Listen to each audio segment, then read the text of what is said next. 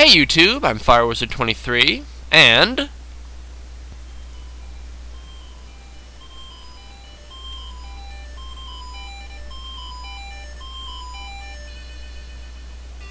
let's play Zelda 2, The Adventure of Link for Nintendo. Yep, I've decided to take on the second game in the Nintendo legacy of Zelda. The only game that actually features Link's name in the title. And I thought there was a story here if we let this go for a few moments. Isn't there? Yep, here we go. After Ganon was destroyed, Impa told Link a sleeping spell was cast on Princess Zelda. She will wake only with the power of the number 3 Triforce sealed in a palace in Hyrule. To break the seal, crystals must be placed in statues in 6 well-guarded palaces. Link set out on his most adventuresome quest yet. From 1987 Nintendo, wow. Let's do it. Okay, select. Yep, okay. We'll get rid of this. Let's put in FireWizard23. And let's get started. And there's the sleeping princess. You'll notice the angle in this game took kind of the Mario view. You can go left or right and jump around. You can use your sword. This is the magical sword you got from the first game. Notice your beam is significantly shorter than in that game. Up at the top of the screen here, we have the life bar. We have 4 units of life. Magic. We can use magic in this game. We have 4 units of magic. Each one is 8 magic units, I believe. So 8, 8, 8, 32 units altogether. We also have our sword level here, which is level 1. So all our sword magic and life levels start at level 1. This impacts how skillful you are in magic. The higher level this is, the less it will cost to cast magic. The higher the life total is, the more resistant you are to physical damage. So a higher life number means you won't take as much damage when you get hit. And over here is experience points, the only Zelda game to ever feature an experience point system. When you manage to max this out, here's the next experience level, here's the current experience. You will gain a level and can increase one of these stats. So, without further ado, let's go. You can always exit off the left or right side of the screen. This is the Tomb of the Sleeping Princess. And as long as you walk on the pathway, nothing will happen to you. But if you walk on anything else, monsters. The little black globs you saw on the screen are weak monsters. There is another variety that is kind of like a tall, black humanoid type creature. That is a tougher set of monsters. And they'll always open up to a screen like this. These are pretty simple enemies. You just beat them up. And we got 2 experience each from them. We're at 10. Nice. Now, it's possible for some monsters to damage you and take your experience, so you gotta be careful. Notice this kind of weird curiosity, right? Whoa! Okay, we got hit by a monster as we went in. This is a magic refill. It refills magic. But we haven't actually used any yet, so there's nothing to refill.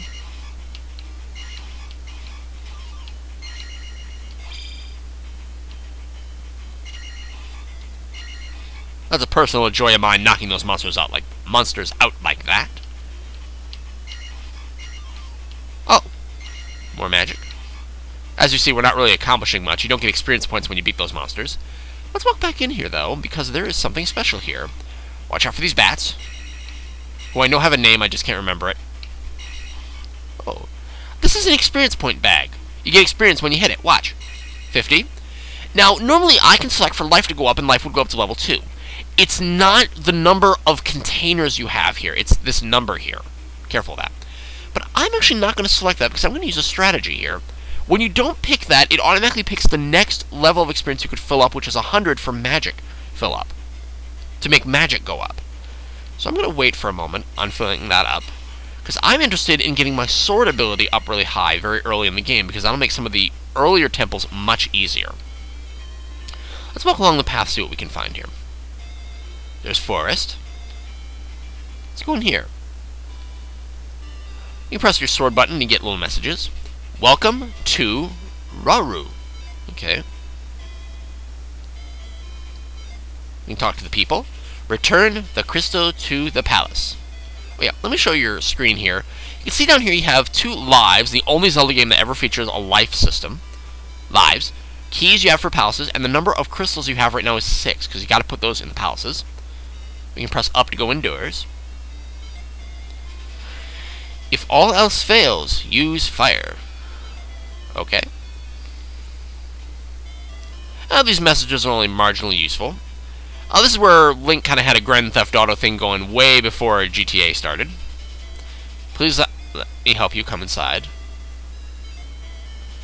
I can restore your life. She would restore my life to maximum.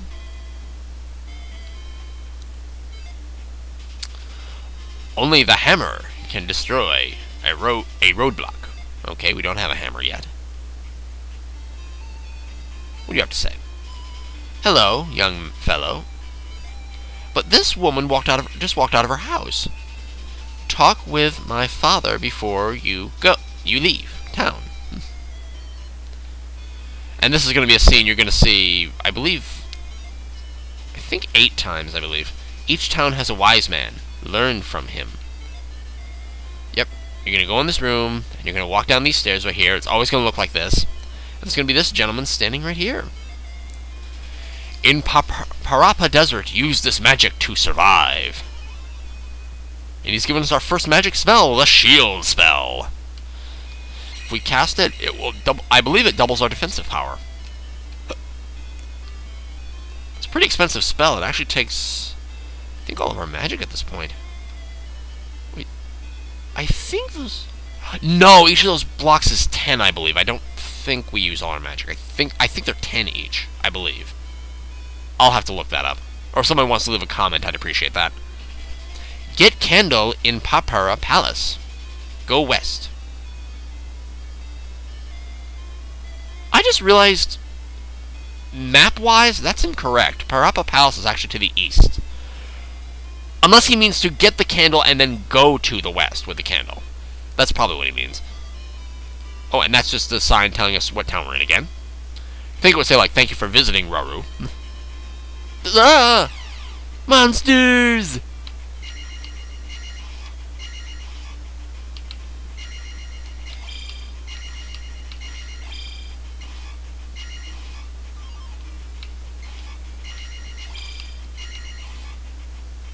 Ugh. Monsters.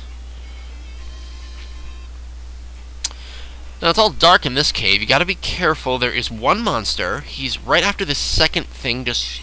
There he is. You might be able to see his little foot. If you watch carefully, holding this, just standing still, you'd be able to see his feet moving along the ground. Okay, this is Parapa Desert. Ah! That's a bad monster! That's a tough monster! Ah! And I like to head down here because there's something you can pick up. Occasionally you'll run into these screens that you kind of have to go into. We can avoid... Just how to avoid these bubbles. These are the most pestersome bubbles in, I think, Zelda history. Oh, that was close. Ooh, okay. And what we want is this thing right in the center here. So we head to the right here. There is a heart container. But I want to take care of this guy first. Nice. We can make our match go up, but I want to wait for attack, so I'm going to hit cancel. And that heart container gave us another container of life. We can only get 4 of those in the whole game. 4 more of them. And there's also magic boosters we can find. Let's head back up. Watch out for the bubbles. Oh.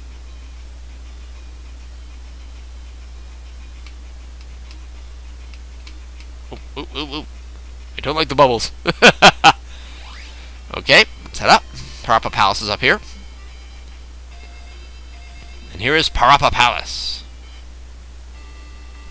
And folks, I'm just about out of time, so we'll begin exploring Parapa Palace in the next video.